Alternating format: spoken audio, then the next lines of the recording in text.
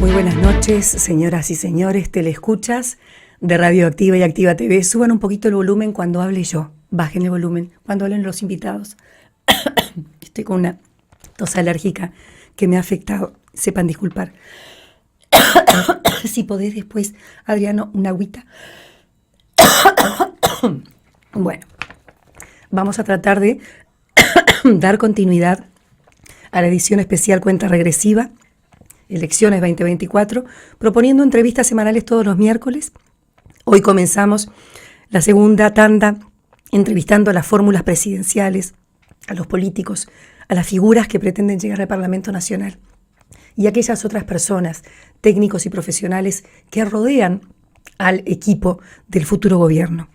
La tercera y última fase del especial Cuenta Regresiva es el año que viene de cara a las departamentales. Agradecemos a los diferentes partidos políticos que apoyan este periodístico desde el Vamos, con esta experiencia. Barracanoqui, gracias a la lista 15, con el doctor Amarilla, el Partido Nacional, particularmente al doctor Gerardo Amarilla y a Natalia López.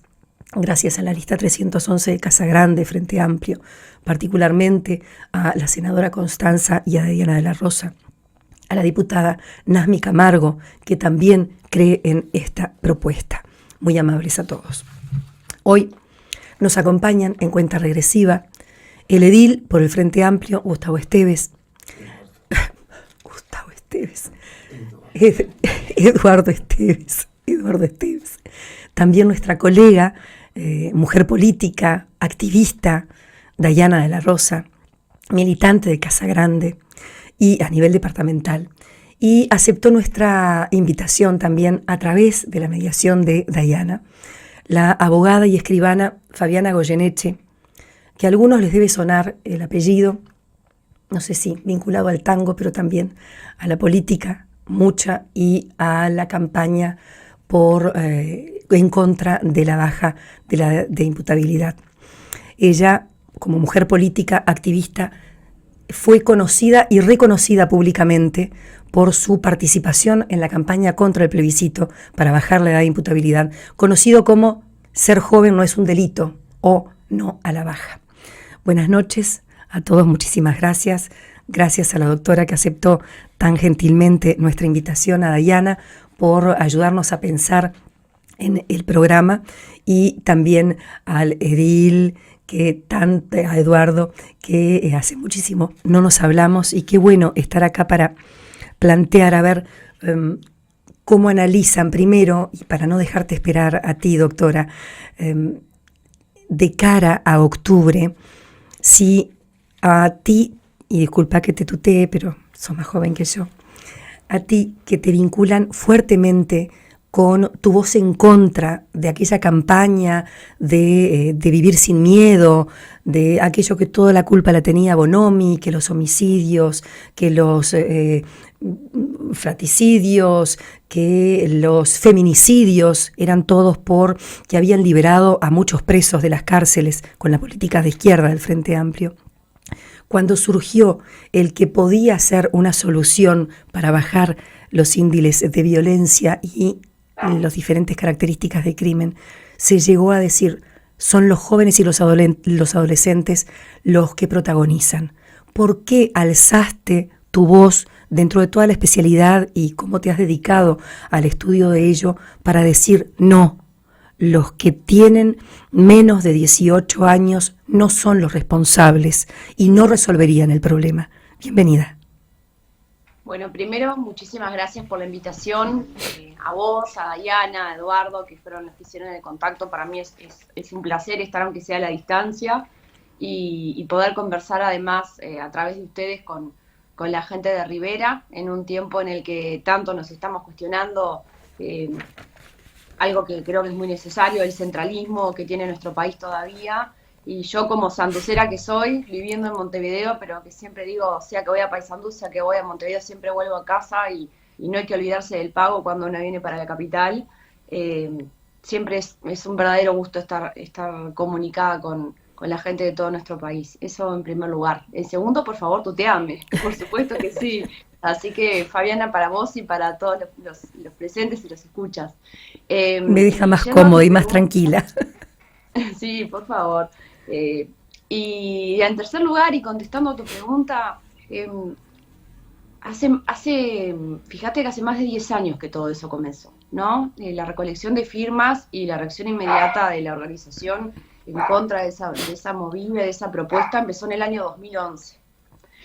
Así que hay que trabajar un poco la memoria y siempre está bueno para no repetir y caer en las mismas discusiones y en ese círculo vicioso que termina cansando a la gente, ¿no? De escuchar hablar siempre de los mismos problemas y con las mismas soluciones, pero las respuestas reales no aparecen. Y un poco eso fue lo que me movilizó a mí, lo que movilizó a muchísima gente, porque insisto, yo fui la vocera de un movimiento que no hubiese logrado nada si no fuese por las miles y miles de personas que estuvieron, que se organizaron, que pusieron un montón de tiempo, de energía, de dedicación, ¿no? Todo su granito de arena para lograr detener una propuesta que en ese momento entendíamos que estaba enfocando mal el problema. Había un problema real, que era el problema de la seguridad, que hace más de 10 años estaba, 13 años estaba, y hoy sigue estando, más allá de, sin querer entrar a discutir, ¿no? Que sí, que no, cuáles números son válidos, nos sigue preocupando. Bueno, entendíamos que estaba mal enfocado el problema y que la solución que se estaba proponiendo no servía, que estaba mal, que iba a traer más problemas. Y tanto fue así que hoy, años después, seguimos teniendo un problema que es mucho más grande que la palabra seguridad, un problema de convivencia, un problema de interrelacionamiento, un problema de cuidado de las personas, de tratar de poder vivir en paz. Y hoy gobiernan personas totalmente diferentes a las que gobernaban en aquel entonces. Han cambiado gobiernos, han cambiado ministros, han cambiado las leyes. De hecho, la enorme mayoría de las propuestas que estaban en esa reforma se hicieron realidad a través de leyes, que era una de las cosas que nosotros decíamos. No hace falta reformar la Constitución, pero se descentralizó el sistema penal juvenil, se conservan los antecedentes, no se bajó la edad de imputabilidad, pero se duplicaron las penas de los menores. La LUC le dio a este gobierno el sistema penal adulto y juvenil que quería, y aún así sigue habiendo problemas, ¿no? Entonces el foco de esa discusión siempre era, tenemos que ampliar la mirada, como frente a todo. Acá estamos en un momento en el país en el que a la gente le inquietan y le preocupan muchas cosas. La seguridad es una, pero el acceso a la vivienda es otra, el poder tener un trabajo y un trabajo digno, que nos permita tener una vida más allá de vivir para trabajar, que pueda tener ingresos para tener un techo, para tener pan en la mesa, la salud, y todos esos temas no se suelen resolver con fórmulas mágicas, ¿no? Y ahora que estamos en un año electoral en el que empiezan otra vez las iniciativas mágicas, las reformas constitucionales de todo tipo, cada vez son más, las frases y los eslogans fáciles. Por eso nosotros, con compañeros como Dayana, como Eduardo, desde el sector en el que estamos, desde el Frente Amplio, en primer lugar, pero además desde Casa Grande, lo que buscamos es señalar que entendemos que hay cosas que mejorar y proponer respuestas que impliquen un pensamiento profundo, no cosas simplistas, no eslogan de campaña, sino un pensamiento profundo que diagnostique cuál es el problema, que busque soluciones y que sea consciente de que hay cosas que requieren respuestas inmediatas, ¿no? Que no pueden esperar. La persona con la panza vacía, el niño que no tiene un abrigo, no puede esperar que nosotros filosofemos por 5 años. Pero hay cosas que no se van a poder resolver de un día para el otro, y hay que tomarlas con seriedad. Entonces, por eso, a mí lo que siempre me movilizó y por lo que siempre he apostado, y a veces se gana y a veces se pierde, porque esa es la política, pero lo que busco construir junto al colectivo del que formo parte hoy, son, primero, una gran escucha a la gente, entender qué es lo que de fondo le preocupa a la gente, y en segundo lugar, tratar de dar respuestas serias, que uno las pueda proponer y que cuando las tenga que aplicar pueda mantener la frente en alto y decir, se hizo todo lo que nos comprometimos a hacer, lo hicimos de la mejor manera y acá están los resultados. Si vamos al discurso del oficialismo hoy, insisten en que con este tiempo de gestión no ha sido suficiente para implementar todas aquellas promesas de campaña. Entonces también tienen como eslogan o lema, y a partir de ahora creo que será más profundo, el dennos un tiempo más, confíen unos años más y vuelvan a ratificar el voto de la coalición republicana, como ahora se la está llamando. Y se agarran con uñas y dientes porque el Frente Amplio durante 15 años tuvo tiempo suficiente para resolver un montón de problemas que continúan. Bueno, pero esa es la fórmula repetida de una enorme parte del sistema político en el Uruguay y en el mundo entero, ¿no? No es que no hice las cosas bien, sino que no me alcanzó el tiempo, dame la oportunidad de seguir en este mismo lugar. Sin embargo, cuando un partido se postula a gobernar porque quiere cambiar el gobierno actual, se supone que sabe los problemas que está enfrentando, sabe lo que está criticando y está proponiendo algo para hacer. Y no es real basarse en la excusa de que como hubo problemas imprevistos, no pudimos hacer lo que nos comprometimos a hacer. Esto siempre con el tema de la pandemia, ¿verdad? Por la pandemia, por la guerra entre Rusia y Ucrania, no por los problemas debidos al clima, ha habido, pero siempre hay, ¿no? En los gobiernos del Frente Amplio, el primer gobierno del Frente Amplio agarró el país con más de 1 millón de pobres, un país con cifras de récord de pobreza y de indigencia, con cifras récord de emigración por motivos de pobreza y de desempleo. Sin embargo, solamente en el primer periodo de gobierno hizo una reforma tributaria, hizo una reforma de la salud, hizo que la salud fuese accesible para prácticamente todas las personas del país, facilitó el acceso a la vivienda, mejoró sustancialmente el acceso al empleo, subió sustancialmente los salarios, solamente en el primer periodo de gobierno, en el primer gobierno de Tabaré. En el segundo gobierno del Frente Amplio, en el gobierno de Pepe, sobre esa base ya construida, fue a más, y yendo a más, amplió derechos, ¿no? Reguló y legalizó y reguló el matrimonio igualitario, reguló el cannabis y legalizó el cannabis, que se hablaba de que iba a ser una catástrofe. Sin embargo, hasta el día de hoy, ¿cómo será que no fue dañina esa legalización? Que este gobierno la mantuvo, y no solo la mantuvo, sino que la aumentó, porque aumentó el acceso al cannabis legal y aumentó incluso el nivel de THC del cannabis legal. Entonces, confirma... Sí, pero a donde se tiene que ponerle el acento a la regulación del consumo es para los tratamientos médicos, y es un debe aún, un debe muy grande. Eso será un pendiente, en el caso que vuelva el Frente Amplio, será un pendiente para mejorar, ampliar o reglamentar. Me atrevo a decirte que es un debe la salud mental, ¿no? Las adicciones, sí, que me imagino que ibas por ahí con lo que estaba hablando, pero también la salud mental toda. Pero bueno, retomando, a lo que voy es que cada gobierno del Frente Amplio afrontó muchas crisis. El primer gobierno agarró el país en grandes problemas.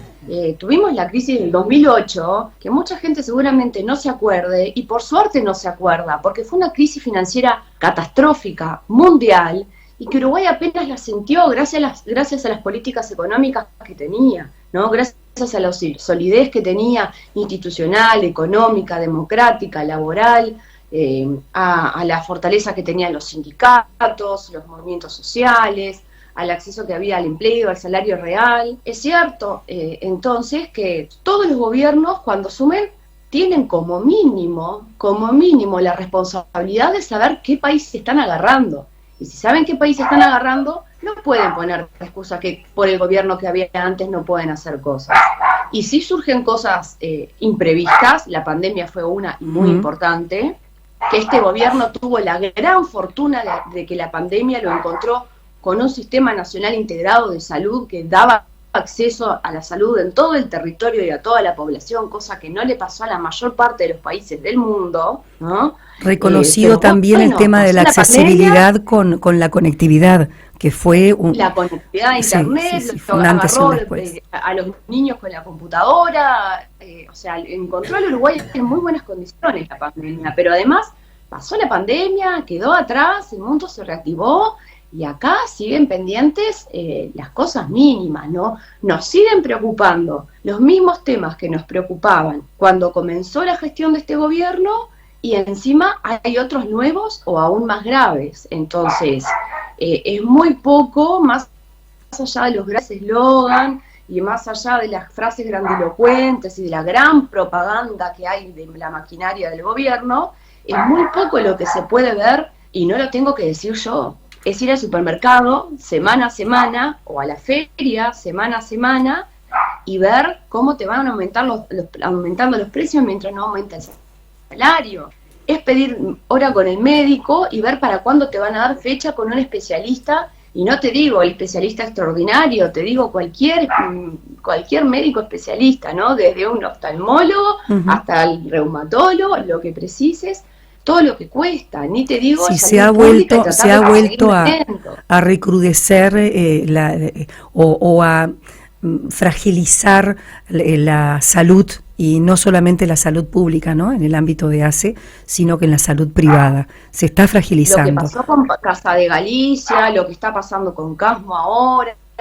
Entonces, la gente eso lo está viendo. ¿Y la culpa la tiene el gobierno? Yo creo que no es cuestión de culpas, es cuestión de responsabilidades. Cuando uno asume un lugar de responsabilidad institucional, representa una propuesta política, de un programa, de un partido político, y tiene que hacerse cargo de ese programa, de esos compromisos asumidos, tiene que hacerse cargo de la habilidad y las herramientas y la capacidad que tiene para planificar y para responder a los imprevistos no planificados, y tiene que dar la cara a la gente cuando hay cosas que no puede resolver. Que creo que esa es una gran diferencia que ha marcado siempre el Frente Amplio, que ha siempre profundizado la participación, la comunicación con las organizaciones de sociedad civil, con las comisiones de fomento, con las organizaciones barriales. Vos te acordarás de lo que eran los consejos de ministro en el interior, que incluso antes del consejo, días previos, distintas instituciones, distintas personas con responsabilidades en el gobierno se reunían con las organizaciones sociales, con las escuelas, con los sindicatos, con los centros de estudiantes, para dar la cara de lo que se estaba haciendo, lo que estaba saliendo bien y lo que no estaba saliendo bien, porque también hay que ser autocrítico. Entonces, ahora estamos en una coyuntura en la que el país está en el peor momento de mucho tiempo y hay varios partidos disputando ese lugar que sobre todo es de gran responsabilidad para ver quién y cómo le va a mejorar la vida a la gente en el Uruguay, que ya no quiere seguir viviendo de esta manera, que sabe que otra vida es posible porque ya la tuvo, porque Uruguay vivió mejor en los gobiernos del Frente Amplio. Entonces, los uruguayos y las uruguayas saben que se puede tener un mejor acceso a la salud, que se puede tener mejor salario, que se puede tener mayor acceso al empleo, que se puede convivir mejor, que hay cosas que todavía no ha visto que se mejoren satisfactoriamente y que se pregunta quién lo podría hacer. Y acá de lo que se trata es de hacer propuestas serias, responsables y sobre todo que profundicen mucho la democracia, ¿no? Y terminar con esto de la política del eslogan, la política del clientelismo, ¿no? No sé si están enterados lo que está pasando en Artigas, un caso de corrupción brutal que incluye al intendente, con manejo de millones de dólares que pagan los contribuyentes de Artigas, un departamento tan golpeado tantas veces, y resulta que millones de dólares de los contribuyentes de Artigas se fueron a los bolsillos de unos pocos gobernantes, ¿no? Eso tiene que terminar. Uruguay siempre fue reconocido por su transparencia y por su democracia, y ahora es reconocido por su corrupción. En lo local, en lo internacional, con el tema de los pasaportes, con Marcet, con el negocio de Astesiano, en la propia torre de presidencia.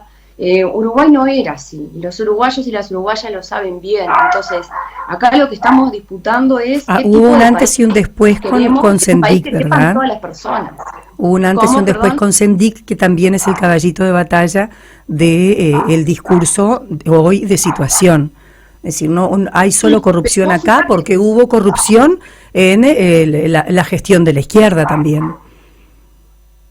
Sin embargo, Sendik era el vicepresidente, el segundo cargo más importante del gobierno de todo el país, un cargo electo al que no se lo puede despedir ni destituir, que debe solamente renunciar voluntariamente, y Sendik no solamente renunció, sino que renunció y se fue para su casa. Este gobierno, casi la totalidad de su gabinete, porque la enorme mayoría de los ministros tuvieron que renunciar. Sabemos en qué circunstancias fueron las renuncias, no fue, salvo alguna excepción que nunca se entendió qué pasó con Cancillería, o a la excepción del ministro Salinas en Salud, el resto todos renunciaron bajo presión por las condiciones que estaban tomando, por las situaciones que estaban tomando visibilidad en sus carteras y por las sospechas y las acusaciones que habían en su entorno. Ahora, cada uno que fue renunciando fue o a otra asesoría, o a otro ministerio, o a una banca de diputados. Nadie se fue para su casa. Siguen siendo parte del gobierno. Entonces no se saneó el problema, se cambió de etiqueta. Y esa también es una gran diferencia. El Frente Amplio, quizá para resolver el tema con el vicepresidente, debió haberlo manejado mejor, debió haberlo manejado con más celeridad. El Frente Amplio hizo una gran autocrítica sobre ese proceso y sobre muchas otras cosas. Ahora, este gobierno tiene una colección de funcionarios de alto nivel, de extrema confianza política del presidente, que fueron sospechados o acusados de corrupción, que fueron removidos de un cargo, como que si de esa forma se saneaba todo el problema, para ponerlo en otro. Siguen enquistados en el gobierno, siguen manejando el dinero de los contribuyentes, siguen regulando la vida de la gente. Entonces, eso no es resolver la situación, eso es hacer un enroque, ¿no? Como el ajedrez, cambiar una pieza por la otra de lado y hacer de cuenta que acá no pasó nada. Y yo creo que la gente se está dando cuenta de eso. Y el gran riesgo de todo esto es el descreimiento que termina generando la política en la gente, ¿no? El que se vayan todos, son todos iguales. Hay que marcar la diferencia. Nosotros en Casa Grande también abogamos por eso y hemos sido muy críticos con este gobierno, pero tú recordarás también que hemos sido críticos con los gobiernos del Frente Amplio por honestidad intelectual y honestidad política cuando no estábamos de acuerdo con alguna propuesta, con alguna ley, porque continúan marcando diferencias, ¿no? Casagrande continúa teniendo que Casagrande continúa teniendo su impronta, marcando su diferencia también en la interna. Porque creemos que la diferencia y el conflicto se tienen que poder manifestar de forma pacífica, de forma democrática, para poderse resolver. No se resuelven las cosas anulando al que piensa distinto, ni escondiendo bajo la alfombra las diferencias. Las diferencias se dialogan, se manifiestan, se llevan por los canales que corresponde y necesarios, y cuando son de temas de interés público, tal vez se tengan que ser públicas. El problema es que ahora nosotros vemos que estamos en un escenario en que las diferencias se sanean con un acto, ¿no? Con una puesta en escena pública, pero que el problema sigue estando. Si siguen los mismos actores en el mismo gobierno tomando decisiones que influyen en la vida de la gente, porque aunque vos digas, a mí la política no me interesa, me tienen todos cansados, pero al final del día, la persona que decide sobre el precio de las verduras, sobre el acceso a los medicamentos, sobre el precio del combustible, sobre el precio de la leche, de la carne, ¿no? La persona que decide sobre la calidad de educación de tus hijas, sigue estando en el gobierno, a vos la política te afecta igual. Y eso es lo que nosotros siempre insistimos. El lugar que no ocupas vos se ocupa de otra manera. Es importante que todas las personas ocupemos el lugar en el sentido de interesarnos, de discutir, de hablar con el que piensa distinto, de alzar la voz cuando hace falta y de movilizarnos y de apropiarnos de esto porque la forma de que esto salga de la mejor manera posible es que todos tomemos parte y que no quede como está ahora todas las decisiones, todo el poder, todos los medios en manos de unas pocas familias. Es por eso que Dayana, es por eso que Dayana se ha sumado a la militancia nuevamente y que eligió Casagrande para tratar de ayornarse a estas pautas, a estos criterios, a estas estrategias de negociación, de discusión, de articulación. Buenas noches, Dayana, bienvenida. No te vayas de ahí, por favor, doctora Fabiana. No, por supuesto. Buenas noches a todos, gracias por la invitación, un placer compartir contigo y con Eduardo, Fabiana y con toda la audiencia. Bueno, realmente ya estuve años atrás con Casagrande, me aparté no por no compartir ideas, sino por la profesión. Estaba ejerciendo periodismo y sí o sí tendría que ser imparcial y bueno, el trabajo me lo pedía. Pero bueno, de cara a lo que nos enfrentamos y lo que creemos y queremos, bueno, considero que Casa Grande tiene mucho para ofrecer en todos los aspectos, en todas las causas que abraza. Como lo dice el nombre, somos una Casa Grande, abrazamos a todas las causas y creo que hay muchas personas que tienen mucho para dar y aportar dentro de la política y no encuentran ese lugar que nosotros tenemos para ofrecerle, y invitamos a que hagan parte de lo que tenemos para ofrecer, y por eso, bueno, queremos contarles un poquito cómo trabajamos y, bueno, todo lo que... ¿Y qué significa? Ahora que la sumamos a Fabiana, ¿no? Pero ¿qué significan estas dos mujeres, Fabiana y Constanza, para Casa Grande? Bueno, para mí Constanza es el ícono de Casa Grande. Bueno, hablo Constanza y sonrío. Es eso lo que nos genera, es divina, confianza, fidelidad. Y bueno, creo que la mayoría de los que estamos en Casa Grande siempre quisimos que fuese nuestra presidenta. Constanza sería, creo que, el sueño de todos, nuestra fórmula perfecta. Bueno, lo intentamos con Carolina, lo logramos en esta instancia, pero es el símbolo de que, bueno, la lucha, de la lucha, la constancia y la perseverancia de que podemos lograrlo. ¿La forma de trabajo a nivel departamental fue apoyada con lo nacional o se emanciparon? ¿O Casa Grande Rivera fue Casa Grande Rivera y no dependió de Casa Grande Nacional? Es un trabajo. Porque no es fácil la militancia, ¿no? Sí. De a pie y casa por casa. Hoy somos un grupo bastante chico en Rivera. Está bastante pequeño el grupo que tenemos aquí, pero siempre trabajamos en conjunto. Constanza siempre, bueno, y todo el colectivo desde allá nos hicieron partícipes de todo. Y Constanza Moreira, que en este momento está en África. Está en África, sí. Después vamos a hablar con ella, ¿no? Es un hecho. Sí, Eduardo, participa cuando quieras. Buenas noches a la audiencia. Buenas noches, bienvenido. Si bien Casa Grande es la voz bendito entre todas las mujeres, dice. Es la voz de las mujeres, también habemos varones. Acércate, por favor. El criterio de los temas, ¿no? Cuando le preguntabas a Dayana sobre los énfasis. Nosotros, es un sector feminista por definición, sí, donde las mujeres se han emancipado. Fue uno de los sectores, cuando se arranca, fue con la presidencia de Constanza, que se enfrentó a Tabaré Vázquez, que era todo un ícono de la izquierda. Entonces de ahí se empezó a formar el sector y ha hecho énfasis puntuales y aportes puntuales a la izquierda desde el feminismo, desde el movimiento ecológico. Tenemos una pata verde que es muy importante para nosotros, y sobre seguridad y sobre defensa y sobre un montón de temas tenemos nuestras particularidades. Cuando hoy charlábamos en el tema de seguridad, nosotros partimos de la base que es un problema endémico de la sociedad, y no es una cuestión que la resuelva un ministerio, o sea, una cuestión que la policía la puede resolver. Es multifactorial el tema de la seguridad. Nosotros partimos de la base que cuando el Estado se retiró de los barrios, como lo ha hecho en estos últimos años, se le da lugar por un fenómeno físico donde no ocupa su lugar, otro lo ocupa.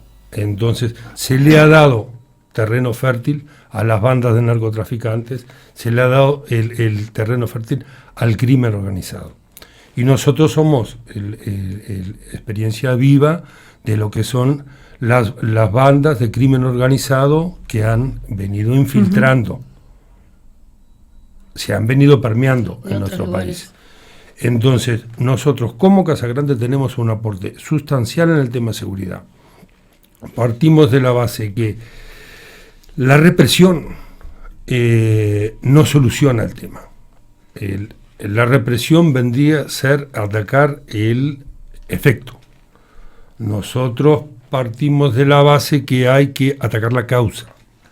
Entonces, si no hacemos un trabajo de integración al pibito que en vez de estar piturreando en una esquina tenga la posibilidad de ir a un club de fútbol, con la existencia de los OCAT, que hoy desaparecieron. ¿Pero por qué desaparecieron? Por un tema puntual de que no se quieren referentes barriales muy activos. Entonces, pero eso nunca se dijo que tenían que ordenar la casa, que estaba demasiado desordenada y que había mucho despilfarro. Entonces consideraban que el recortar gastos de algunas áreas, entre ellas los SOCAT. Es despilfarro la atención al más necesitado, y capaz que para la gente de guita es despilfarro. Y bueno, yo los entiendo. Si les parece que es despilfarro, a su entender es... A los que tenemos una sensibilidad social no es despilfarro, es atención, es prevención. Si nosotros no conseguimos atajar antes que se genere, entonces después que se genera es muy difícil. Tú no podés matar a todo el mundo, y la perpetua no existe en Uruguay. Entonces nosotros partimos de una base que si no tenemos una política dirigida a los barrios de contención, de educación, de soporte al joven, a la gurizada, y después no tenemos... que ya se dio el problema, están delinquiendo, caen en cana y van asignados, entran a la escuela del crimen. Yo lo puedo decir, entran a la escuela del crimen. Un menor, que va preso en el lado, después con 18 años entra a un CONCAR, a un penal, a una cárcel de Canelones, a un Carancho, entra a una escuela del crimen donde hay gente que está con décadas para hacer, y la formación, la escuelita del crimen nos ha ganado. Entonces nosotros... Entonces la parte de rehabilitación también está totalmente abandonada. Nosotros, si no tenemos esas patas firmes de trabajo en el barrio, de contención y de prevención, si no tenemos dentro de la cárcel el tema de la rehabilitación, y después, cuando se sale, que es un eslabón muy importante, la reinserción a la sociedad.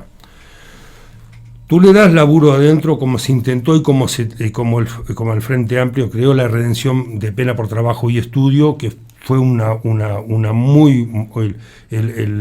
muy bien pensado y fue muy bien ejecutado. Vos le generás el hábito del trabajo al tipo, vos lo sacás de la cabecita del crimen, de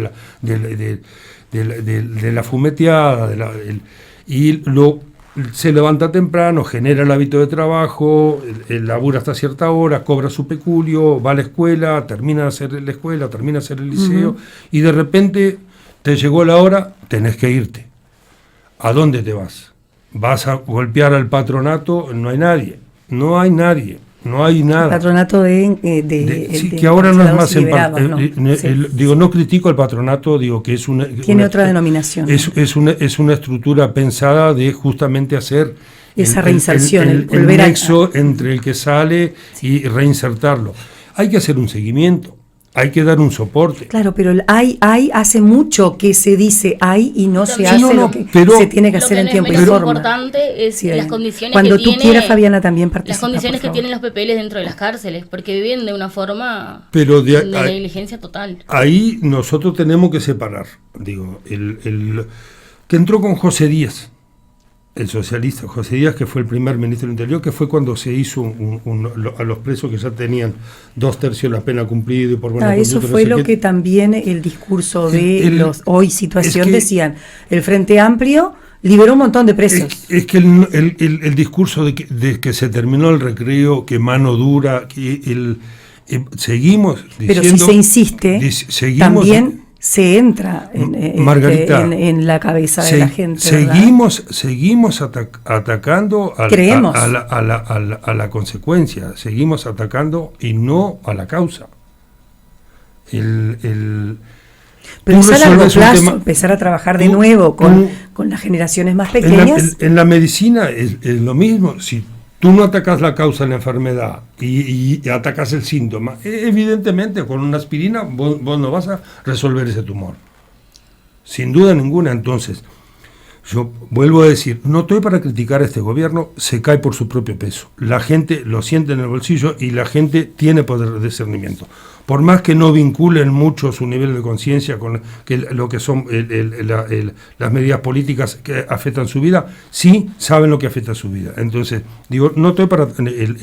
la función nuestra como sector no es atacar al gobierno, cae por su propio peso. Nuestra función como sector es dar la discusión, dar la lucha dentro de la izquierda, dentro de nuestra fuerza política, para que determinados principios que a nosotros nos parece que son piedras angulares se cumplan. Entonces, esa es nuestra función como sector. Somos un sector chico. Y cuando le preguntaba cuál es la vinculación con el sector a nivel nacional, un sector divino, tuvo un crecimiento fabuloso como grupo chico en todo el interior. Nosotros no tuvimos el crecimiento que tuvo el resto del sector. Estamos contentísimos, el desarrollo que hemos tenido como sector a nivel nacional, y seguro que nos va a ir muy bien en octubre. Vamos a trabajar para eso. Y hay una coordinación muy buena, lo único que no tenemos un peso, Margarita. Un peso. Sí, nosotros hablaba con marineros de primer viaje en la política y que son marineras de primer viaje. Todavía mujeres que se están dedicando, qué bueno que se están empoderando y que están tratando de llegar a los lugares de toma de decisiones, porque casi siempre están al costado. Se las escucha, se gargantea con las propuestas de ellas, se sacan la foto y ellas las dejan a un lado. Me decía, qué difícil es. Tú me habías dicho, Margarita, sin dinero es complicado hacer política. Le digo, no desistas, mujer. No desistas, rodeate de gente que te apoye, que quiera, que esté convencido, independiente de la ideología o del partido. Digo, seguí adelante, porque si tú desistís con el resultado de una interna, no vas a ningún lado. Ahora, nosotros no tenemos guita, pero tenemos propuestas. Iba a decir eso, a la escasez de recursos económicos nos agarramos a la innovadora y a las propuestas. Sí. No sé si quieres hacer alguna acotación por acá, Fabiana, porque tenemos que cumplir con los compromisos ahora y volvemos enseguida. Un comentario nomás, sí, Margarita, claro. de esto que estaban hablando, ¿no? Por un lado, sí, es difícil hacer política sin dinero, por supuesto, y relacionándolo con todo esto que estábamos hablando de la seguridad, de la corrupción, de todos los problemas que identificamos y decimos hay que, pero parece que las soluciones cambian en los gobiernos y no aparecen. Bueno, un tema importante que tiene que resolver el sistema político es cómo se financia la política, porque cómo se financia la política dice cómo se financia la democracia. Para que exista un gobierno electo, para que exista un parlamento, tiene que existir partidos políticos. Para que existan partidos políticos y puedan funcionar, y no solo para que haya campañas, ¿no? Que es donde a veces es más obsceno el gasto de dinero, sino para que se puedan realizar ciertos actos, ciertas actuaciones políticas y se pueda sostener la actividad política, hace falta financiarla.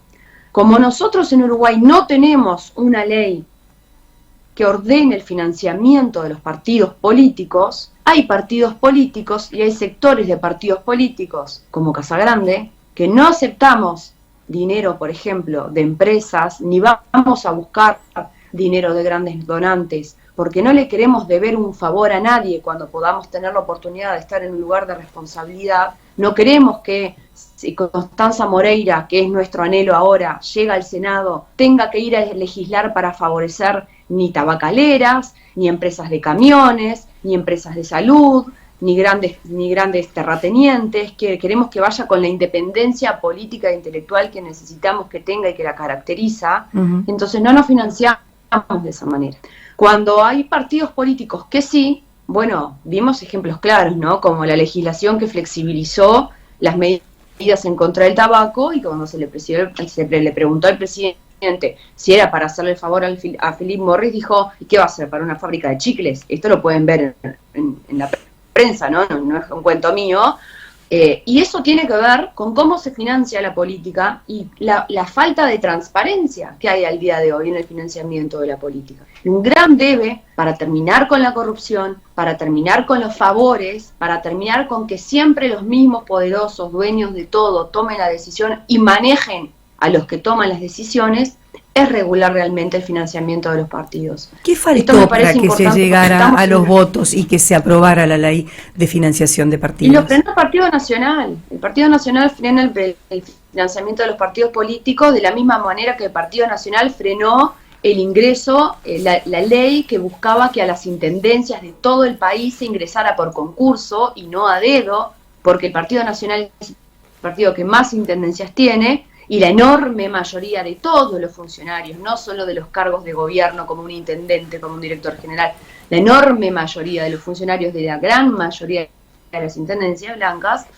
no entran por concurso, ¿no? Entonces, en la administración central, durante el gobierno de Frente Amplio, se hizo una ley en la que todas las personas del Uruguay pueden hacer un concurso de oposición y méritos y concursar de esa forma para ingresar al Estado como funcionarios. Y después se regula los cargos de gobierno. Un presidente tiene que designar cargos de confianza, ministros, subsecretarios, directorios, pero falta mucho todavía en transparencia, y toda esa falta de transparencia de cómo ingresa la gente al Estado, de cómo ingresa la gente a la intendencia, de que todos quieren tener un amigo, ¿no? O el intendente sabe que quién está dónde y quién es amigo de quién, y a quién le financió, qué empresa le financió la campaña, a qué partido. Todo eso genera corrupción, genera pérdida de dinero de los contribuyentes, que debería estar yendo a resolver estos problemas de los que estamos hablando, y desaparece, como desaparecieron los 8 millones de dólares de la Intendencia de Artigas, con horas extras que nunca se trabajaron,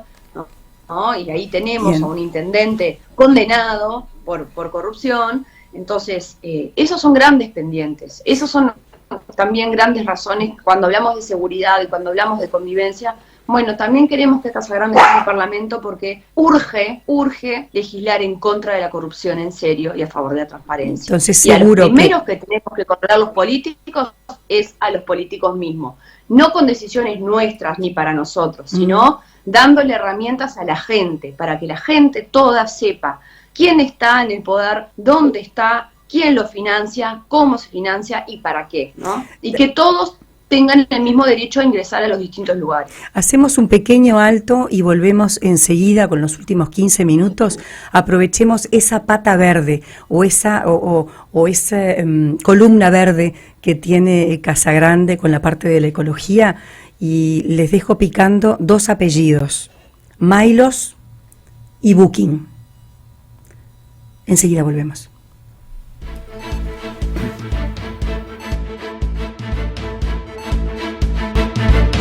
Bien, volvemos al cierre de este especial de los miércoles.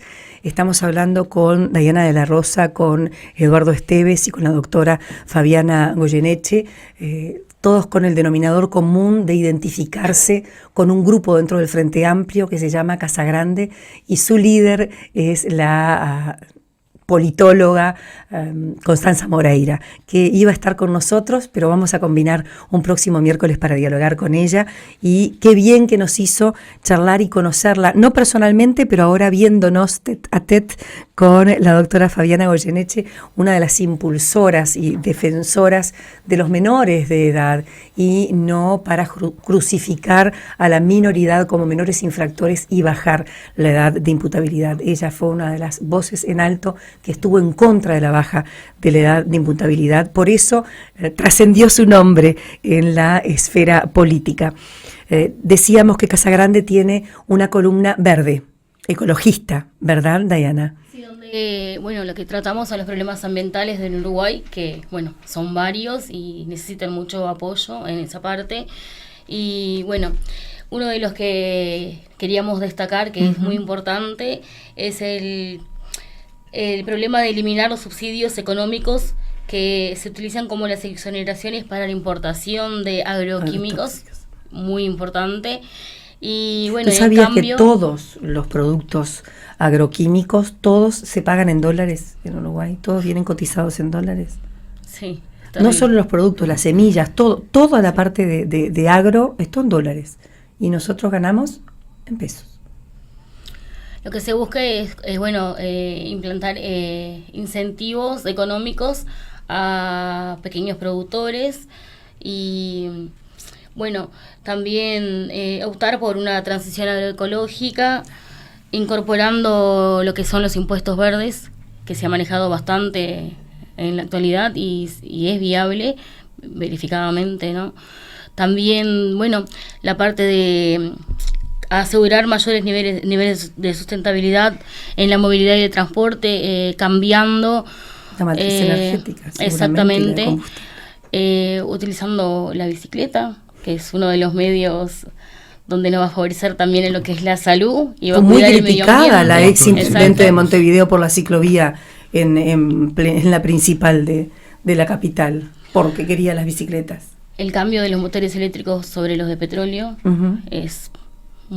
Se está viviendo esa transición, ¿no? Paulatinamente. Nosotros lo vivimos de forma más lenta siempre y bastante retrasados. Y el problema ambiental, yo creo que es un problema urgente, de una urgencia que creo que las personas no tenemos la capacidad, la noción, la verdadera noción, de la dimensión, la urgencia que tiene tratar el medio ambiente, la educación ambiental, llevarla a los institutos, no de la forma que la tenemos precaria, como una materia más.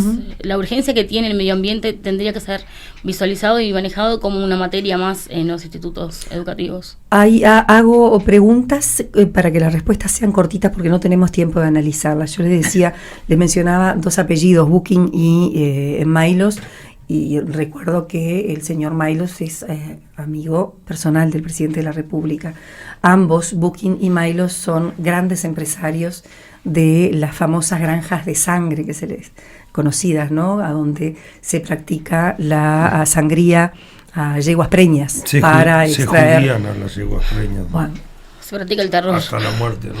Bien, Fabiana, Eduardo, Dayana, si el Frente Amplio llega en primera o segunda vuelta al poder, ¿ustedes prohibirían esta práctica que no está reglamentada, no está con protocolos, no hay una base de la técnica registrada? Somos el único país en el mundo, porque hasta hace un tiempo atrás creo que en Argentina había una granja de sangre a donde se hacía esa práctica atroz con las yeguas. Si están de acuerdo en prohibirlo, aunque las consecuencias no sean las mejores a nivel económico. No sé cuáles divisas le deja al país la exportación de plasma de la sangre de estas yeguas preñas, que se les saca sangre permanentemente, ¿no? Fabiana, ¿tú prohibirías, si tuvieras la sartén por el mango, si estuvieras en un lugar de decisión? Mira, Margarita, yo creo que Uruguay tiene pendiente... Hay que ser más ambiciosos. Tiene pendiente muchísimo con el bienestar animal. Y no solo el caso de la sangría de la yegua, sino también desde la regulación y el control de cómo cuidamos a nuestros animales domésticos. La tenencia responsable de mascotas. De los caballos y yeguas, con el caso que estabas hablando de las sangrías, la utilización en las jineteadas de los caballos. Son temas que cuando ocurre algo puntual generan mucha polémica, mucha indignación, están en los medios unos días, después se calma y pasamos a lo siguiente de la agenda, ¿no? Hoy en día la agenda cambia todo el tiempo, y hoy me planteabas un poco, bueno, cosas que quedaron pendientes con el Frente Amplio, cosas que deberíamos haber hecho mejor, o en el escenario actual, a dónde apostamos y a dónde miramos ahora. Yo creo que el Frente Amplio tiene que, para empezar, cambiar la gobernanza del bienestar animal. ¿A qué me refiero? Hemos tenido comisiones de zoonosis, hemos buscado descentralizar a través de las intendencias, hemos regulado muy tímidamente muchos temas relacionados con el bienestar animal. Creo que una institucionalidad fuerte y es algo que suele fallar en la institucionalidad, una importante capacidad para fiscalizar los problemas y las contravenciones, porque vos podés prohibir, podés regular, podés poner multas, control, hacer un montón de cosas. Después no tenés cómo controlarlo, y cómo estar en todo el territorio del país controlando lo que ocurre, no tiene sentido. Por eso nosotros a veces decimos, no es sacar una ley como si fueran papas fritas, ¿viste? Todos los días una ley distinta, prohibiendo cosas o obligando a cosas, sino tenemos que armar un sistema con una nueva gobernanza que realmente se encargue del bienestar animal, que centralice eso, que regule. Va a haber que ver muy bien, muy detenidamente nuevamente la regulación de la caza y de la pesca, que también se ha flexibilizado un montón. Como te decía, el tema de los animales domésticos, nosotros tenemos una gran abundancia de población de animales domésticos, tanto perros como gatos, que son abandonados, que no son cuidados como se debería, que no se castran cuando es necesario, que producen malestar y mala calidad de vida para los animales y también para las personas y para su salud. Entonces creo que hay algo muy importante ahí. Nosotros tenemos en el Círculo Verde, y nosotros en Casa Grande de forma temática nos organizamos en círculos, y el Círculo Verde es el que trabaja mucho en los temas ambientales. Compañeros que trabajaron mucho en el Plan País de Carolina Cose, en sus propuestas programáticas para los temas ambientales, y están trabajando ahora especialmente, perdonen que hablando de animales domésticos, bueno, llamala, ¿es nena o nene? Quiere participar. Upa con mamá, venga, bebé. Se sintió aludida. Sí. Ella ya está castrada, así que por eso no es. Estamos trabajando en base a lo que propone el programa de Frente Amplio en la regulación del bienestar animal y en la fiscalización y cumplimiento. En ese marco creo que hay que prestar mucha atención a lo que vos estás porque sale gobierno, viene gobierno, y son políticas de gobierno, no políticas de Estado. Antes era la Comisión de Lucha contra la Hidatidosis, después pasó a ser la Comisión de Zoonosis, y ahora es el Instituto Nacional de Bienestar Animal. Pero el problema sigue estando. Y algo que me parece importante señalar respecto de lo que vos planteabas también, Margarita, cuando un gobierno tiene que tomar medidas, llamémosle audaces, para generar cambios profundos, independiente del costo político, independiente en cualquier circunstancia, muchas veces va a tocar de intereses económicos. A veces toca intereses económicos de los más poderosos, y a veces tiene para analizar, bueno, por ejemplo, ¿no? ¿Cuidamos el medio ambiente o apostamos a esto que nos trae una oportunidad de desarrollo económico, ¿no? Que trae más trabajo, o que trae más financiación, o que facilite inversiones? Esa es la gran pregunta que nosotros nos tenemos que hacer para el próximo gobierno y para el futuro, ¿no? La sostenibilidad del país que estamos planteando. Cuando hablamos de sostenibilidad, que es una palabra que a veces ahora ya está como muy manoseada, lo que hablamos es buscar la mejor calidad de vida para todas las personas, pero sin comprometer a las generaciones futuras. Si lo que nosotros buscamos hoy, ya sea de inversiones, de generación de empleo, de desarrollo tecnológico, le cuesta vida a las próximas generaciones, porque les va a dejar una tierra devastada, ¿no? Tierras con mejor rendimiento, con peor rendimiento, o con menos salud, o más contaminación, o peor calidad de agua.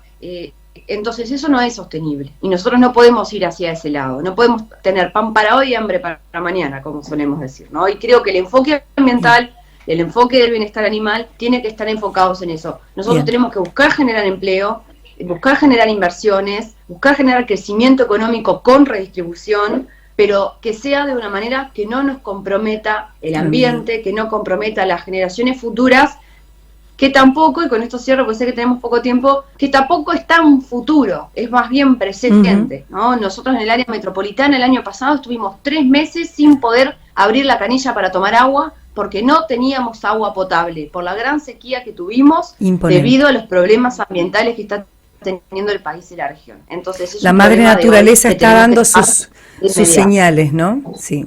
Exactamente. Sí, Fabiana, gracias. Un detallecito y les pregunto a ellos también, a Dayana y a Eduardo. ¿Ustedes están de acuerdo en que, yo no sé si se puede, ¿no?, o generar esta condición de obligatoriedad en el trabajo como manera del proceso de rehabilitación de los privados de libertad?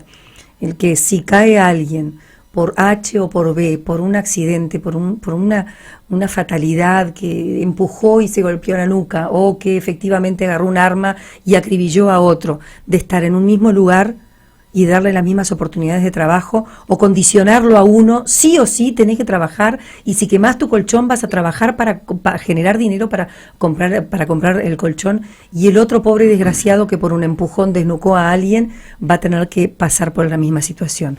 ¿Se puede obligar al preso a trabajar? Eduardo. te digo con propiedad, el 90% del que está privado de la libertad quiere salir de su celda para tener una actividad, quiere trabajar y quiere estudiar. Y lo que falta dentro de nuestro sistema carcelario es la oportunidad de cupos laborales. No hay trabajo. Adentro de las cárceles no se generan los ámbitos prácticamente para trabajar.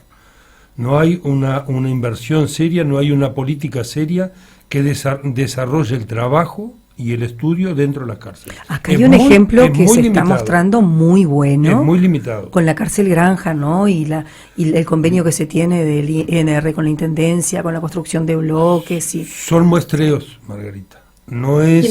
Tendría que ser más amplio. No llegan a un porcentaje amplio de la población. Yo creo que en el si momento... me permite, sí, claro, Fabiana. Me permite, Eduardo, Margarita, solo una precisión. Estoy totalmente de acuerdo con lo que acaba de decir Eduardo. Perdón, pero...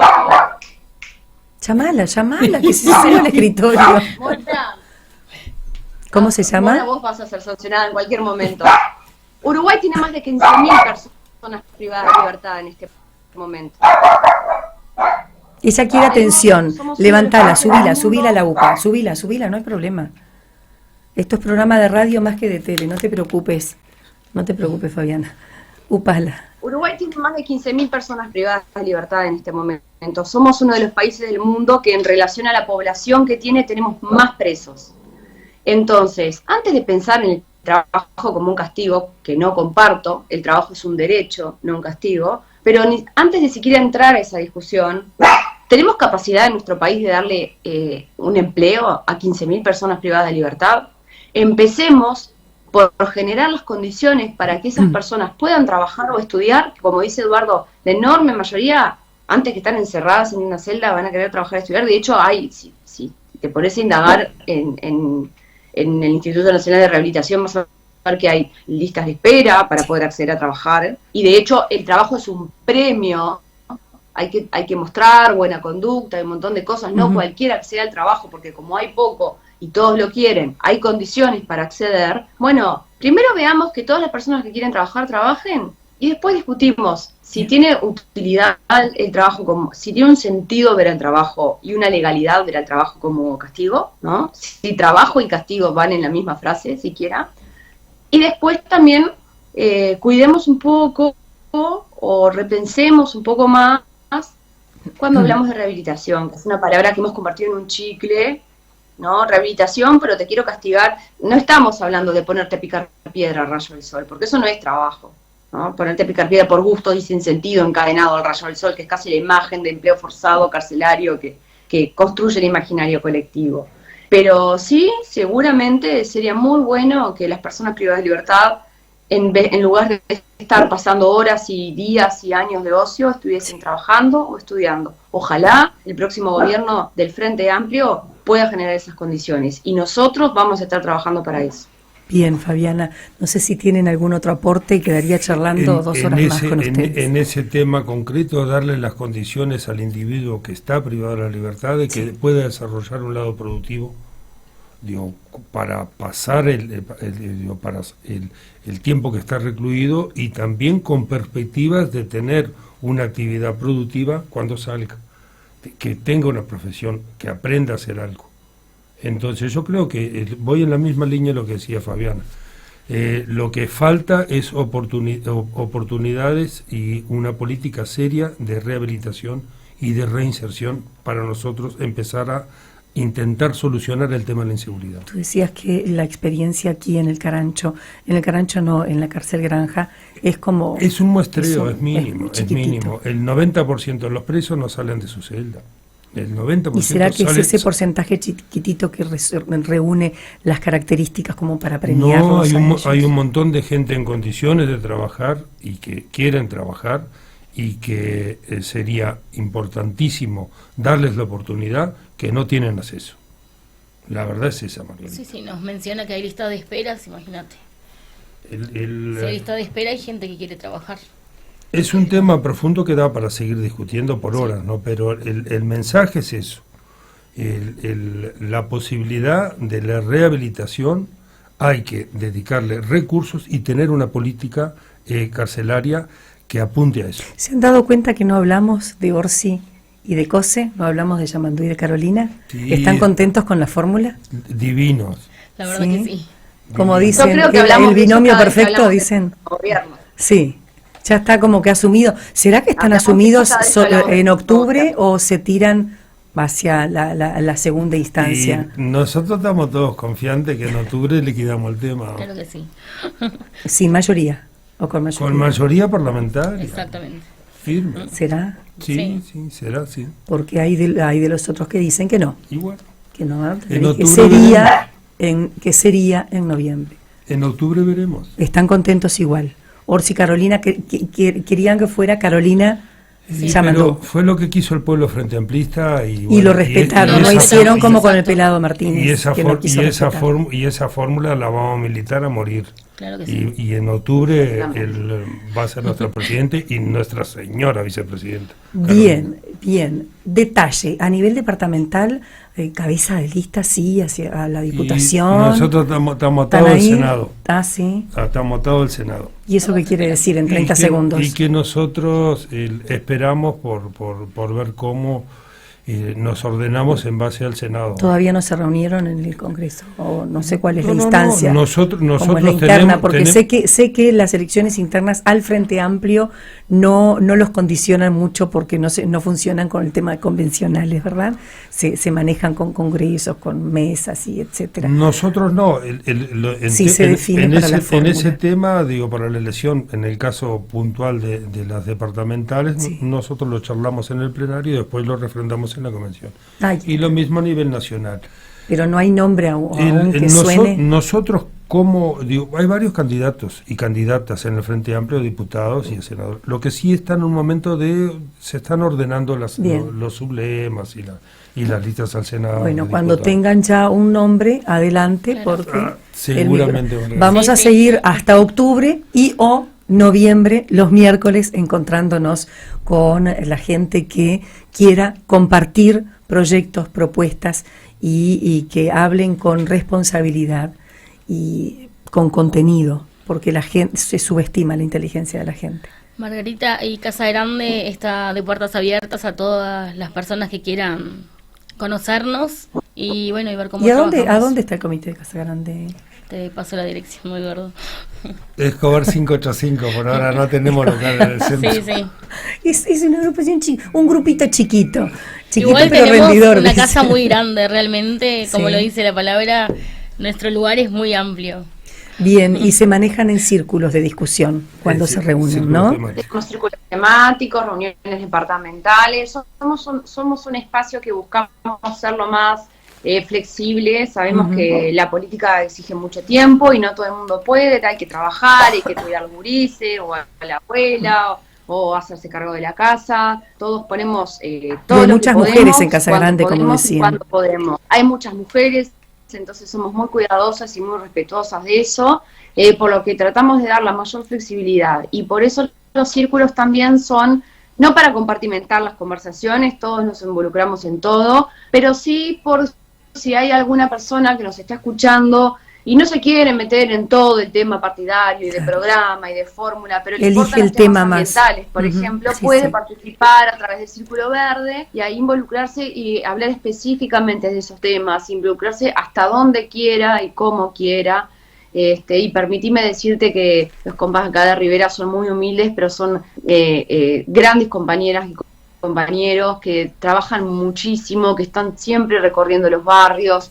He tenido el enorme gusto de andar por Rivera con ellos y sé lo que hacen, el compromiso que tienen, cómo hablan con la gente. Siempre están de puertas abiertas, de brazos abiertos, así que invito a la gente que nos está escuchando a acercarse, a visitar nuestra web, que es casagrandefa.com, la van a encontrar, @casagrandefa 3311, en Instagram, en Facebook, en Twitter. Esa lista nos se va a pueden encontrar por ahí, mantener en octubre también, ¿verdad? escribirnos. Sí, sí. El Estamos número. en este momento conversando mucho. Casa Grande es y seguirá siendo Casa Grande. Entendemos también en este momento las internas, como vos decías, no son para nosotros, no resolvemos los temas a través de convenciones, Ujú. pero sí en función del resultado de la fórmula, del resultado electoral de los sectores. buscamos, entre otras cosas, bueno, cuál es la mejor manera de lograr la victoria frente amplista. En Claro. octubre, en Ahora se primera está vuelta, manejando con ojalá. estrategias. Y si no, también podemos seguir con la mayor cantidad de parlamentarias y parlamentarios posibles. Entonces eso también hay una cosa mucho de ingeniería electoral que nos haga pensar con quiénes convienen más, con quiénes no, acercarnos también dentro del amplísimo espectro ideológico que tiene, por suerte, muy diverso el Frente Amplio, con quienes tenemos más cosas en común, con quienes tenemos propuestas más parecidas y nos identificamos más, qué podemos construir juntos. Estamos conversando, estamos dialogando sobre eso, todos los sectores lo están haciendo, y bueno, y próximamente va a haber novedades, pero Casagrande va para adelante. Bien. Ante todo es Frente Amplista, así que estamos con Yamandu y con Carolina sumamente orgullosas y orgullosos de esa fórmula que el pueblo Frente Amplista definió que fuera primero Yamandu y después Carolina. El Frente Amplio, con una gran responsabilidad y un gran crecimiento político, entendió que había que resolver esa fórmula de manera rápida y fraterna. Y respetuosa hacia los votos. Y una enorme confianza en los dos, y les vamos a acompañar de la mejor manera posible para tener un próximo gobierno y para que sea un gobierno para mejorarle la vida a la gente, que al final del día es por lo que hacemos las cosas. Todo lo demás es accesorio. Doctora Fabiana Goyeneche, muchísimas gracias por aceptar nuestra humilde invitación. Gracias a Dayana de la Rosa, gracias Eduardo Esteves por acompañarnos aquí en estudios.